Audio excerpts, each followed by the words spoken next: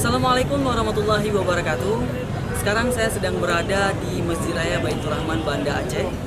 Dan inilah suasana baru dari Masjid Raya Baitur Rahman Banda Aceh setelah direnovasi beberapa waktu yang lalu. Di belakang saya sudah tampak beberapa pengunjung yang datang tidak hanya dengan keluarga. Mereka memanfaatkan halaman Masjid Raya Baitur Rahman ini untuk duduk santai dan ada juga yang berjualan. Sejak awal Masjid Raya untuk ASEAN terindah. Nah, dengan ditambah